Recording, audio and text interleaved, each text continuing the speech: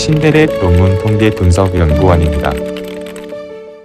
제3강 PLS-SM의 표본 크기 결정에 대해서 알아보도록 하겠습니다. 샘플 사이즈, 표본 크기를 결정하는 기준은 두 연구자들의 내용을 한번 살펴볼 필요가 있는데요. 친이라는 사람이 있어요. 유명한 PLS-SM의 대가가 되겠습니다. 이분이 1988년도에 펴낸 논문, 그리고 바클레이 등이 1995년도에 출간한 논문 등을 통해서 최소 표본 크기 결정 기준이 제시되었습니다. PLS-SM에서 우리가 반영적 측정 모델만 있는 경우도 있을 수 있고요. 그리고 반영적 측정 모델과 형성적 측정 모델이 모두 포함된 모델을 가지고 있는 경우도 있을 수 있습니다. 먼저 밑에 부분을 먼저 보겠습니다. 어떤 연구 모델이 반영적 측정 모델만 가지고 있을 수 있어요. 예를 들면 이렇게 있고요.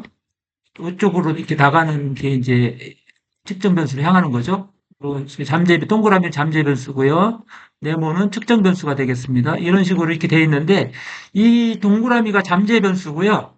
이 잠재 변수가 이 측정 변수로 화살표가 보내고 있잖아요. 이게 원인이에요. 잠재 변수가 원인이 되고 이쪽이 이제 측정 변수라고 했죠. 이게 결과가 되는 변수죠. 그래서 이 잠재 변수를 측정하기 위해서 이 측정 변수들을 반영하여 측정하는 방법이 되겠습니다. 이런 것이 우리가 반영적 측정 모델이라고 부르고 있습니다. 이런 반영적 측정 모델만 있을 때에는 10배수 규칙이 있어요. 그래서 이 기준만 적용한다고 했는데 이가 뭐냐면 구조 모델에서 특정 잠재 변수로 향하는 경로 최대수의 10배보다 커야 한다. 이게 10배수 규칙이 되겠습니다. 이 기준에 대해서 잠시 후에 한번 살펴보도록 할 거예요. 두 번째는 이제 반영적 측정 모델과 형성적 측정 모델이 모두 포함되어 있어요. 연구 모델에. 이때도 10배수 규칙이 적용이 되는데 측정 모델과 구조 모델로 나눌 수가 있어요. 측정 모델을 먼저 이렇게 보시면은 측정 모델을 먼저 보실게요. 측정 모델을 보시면 단일 잠재 변수, 즉 구성 개념, 하나의 연구 개념을 측정함에 있어서 사용된 형성적 측정 변수가 있을 수 있는데요. 이 측정 변수의 최대수의 몇 배? 10배입니다. 그래서 형성적 측정 변수가 어떤 그 잠재 변수, 단일 잠재 변수 측정하는데 사용된 형성 측정 변수가 5개가 있다고 합시다. 이 형성적이라는 말은 무슨 뜻이냐면요. 측정 변수가 이렇게 있어요. 이렇게 측정 변수가 있고 잠재 변수, 연구 개념이 있어요. 근데 화살표 방향이 측정 변수에서 이 잠재 변수를 향하는 이런 모형이 되겠습니다. 이런 것을 우리가 형성적 측정 모델이라고 불러요. 형성적 측정 모델이라고 부르는데 이때 보시면은 이 화살표 수위 있잖아요. 이 화살표가 지금 3개잖아요.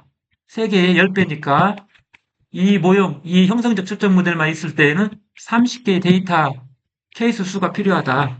그렇게 보시면 되겠습니다. 30개의 데이터가 필요하다고 보시면 되겠습니다.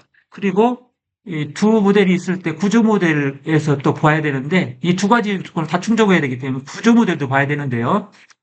구성 개념, 즉 연구 개념인 특정 잠재 변수로 향하는 경로 최대수가 있을 수가 있어요. 예를 들면 모형을 한번 그려볼게요. 제가 모형이 어떻게 되는 거냐면 그래서 있는데요. 구조 모델이라고 했으니까요. 그래서 이 동그라미가 이제 잠재 변수가 되는 거예요. 측정 변수 여기 이렇게 포함이 돼 있을 거예요. 측정 변수도 이렇게 포함이 돼 있는데 이런 모형이 있겠죠. 생략하겠습니다. 밑에는 네모가 다 있는 거예요. 여기에서 예를 들어서 종속 변수라고 생각되는 변수가 하나 있겠죠. 여기에도 측정 변수가 이렇게 있을 거예요. 이렇게 붙어 있어요. 붙어 있습니다. 그래서 여기에서 이 변수가, 독립변수가 이쪽으로 영향을 미치고 또 왼쪽에 독립변수가 이렇게 영향을 미치잖아요. 이게 뭐냐면 특정 잠재 변수를 향하는 경로 최대수가 되겠습니다. 만약에 여기 2개면 이게 2개가 되는 거죠. 하나, 둘. 2개면은 2개 곱하기 10배니까 10배수 규칙 20개의 데이터 수가 필요한 거죠. 이거 분석하려면 샘플 크기가 20개 정도는 돼야 된다. 이렇게 생각하시면 되겠습니다. 코엔이라는 사람이 있어요. 코엔 유명한 통계학자인데 1992년도에 PLS-SM 표본 크기 결정 기준을 제시를 했어요. 이 표를 한번 살펴보도록 하겠습니다.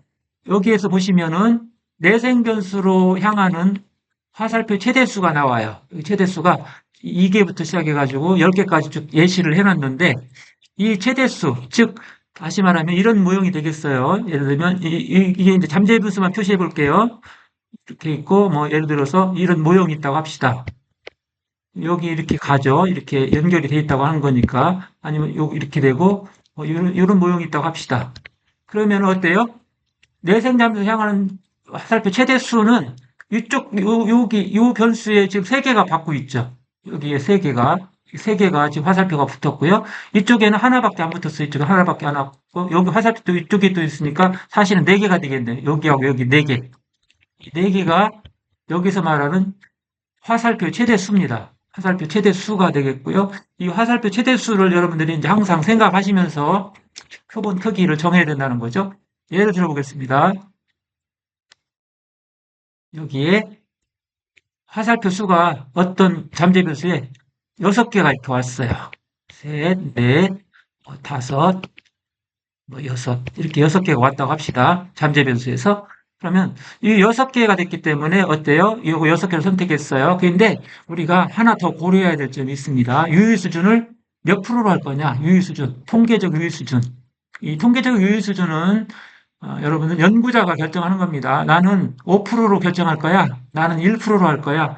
어떤 차이가 있냐면 5%는 뭐예요? 보통 사회과학에서 5%를 적용해요. 일반적인 사회과학에서는 5% 유의 수준을 정합니다. 그래서 이렇게 하고요. 좀 엄격한 연구, 의학이라든지 보건학이라든지 이렇게 엄격한 연구에서는 생명을 다루는 엄격한 연구에서는 1%를 적용할 수도 있어요. 근데 일반적으로 우리는 사회과학을 지금 이제 설명하고 있는 거니까 사회과학에서는 5% 유의 수준을 정할 수 있고요.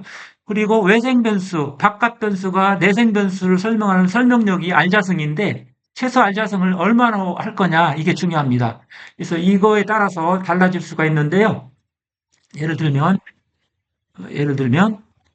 우리가 여기에서 유의수를 5%로 할게요. 그리고 화살표 수는 6개, 6개를 받았어요. 내생 변수가 안에 있는 변수죠.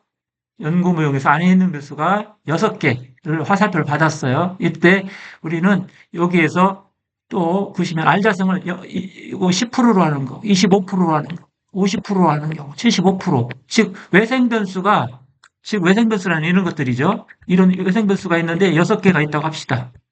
있는데 여기에 이렇게 영향을 미치고 있죠. 어떤 변수들이 중속 변수에 영향을 미치고 있는 것을 이렇게 표시를 했어요. 6개가 있어요. 6개가. 이 수가 몇 개라고요? 6개. 6개고 우리는 5%로 제가 유의 수준 정했어요. 그리고 저는 25% 설명력. 즉 여기에 있는 이 변수들이 이 내생 변수를 설명하는 설명력을 25%로 주는 거예요. 25%로 주면 어떻게 되는 거죠? 25%. 25%라면은 이쪽에 쭉 내려와 보세요. 만나는 점이 있어요.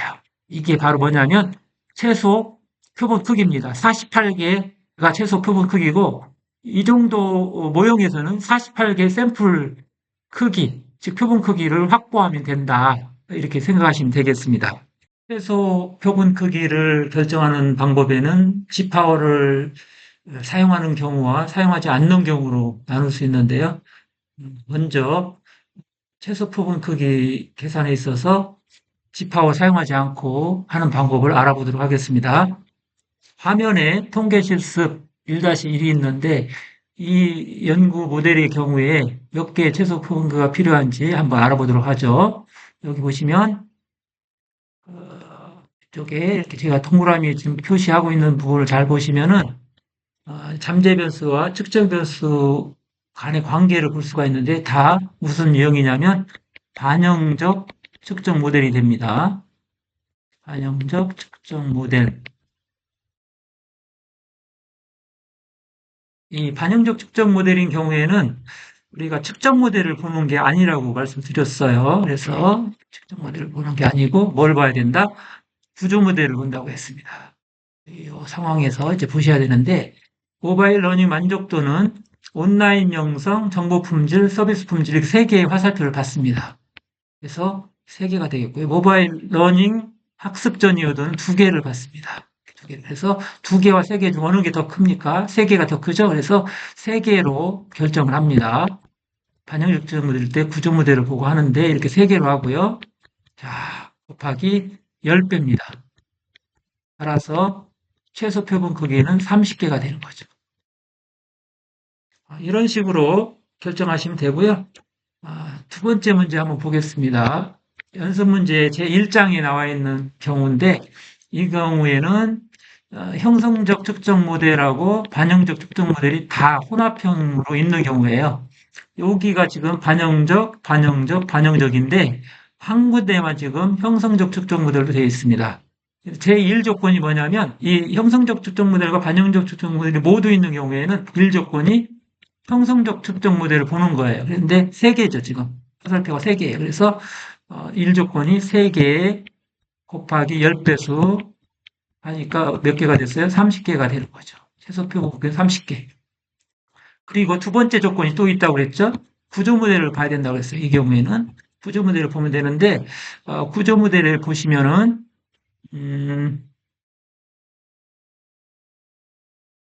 자, 구조 모델. 이렇게 보시겠습니다. 이렇게 보시면 되는데, 여기에서, 요 변수, 셋에는 지금 화살표가 2개 이렇게 받았습니다. 2개 받고, 요 LT는 지금 1개를 받았어요. 화살표 1개. 따라서 2개와 1개니까 2개를 선택한다고 그랬죠? 이 2개를 선택하시고요. 10배. 몇 개입니까? 20개가 되죠? 따라서 1번과 2번이 모두 충족이 돼야 되니까 1번, 2번 중에서 30개가 더 크죠? 그래서 우리는 최종적으로 30개를 이제 정하는 거죠. 30개를 최소 표본 크기로 정하시면 되겠습니다. 자, 그러면 실습을 통해서 실제로 이제 알아볼 문제는 뭐냐면 G파워를 사용하는 거죠. G파워를 사용해서 어떻게 계산이 되는지 한번 합시다.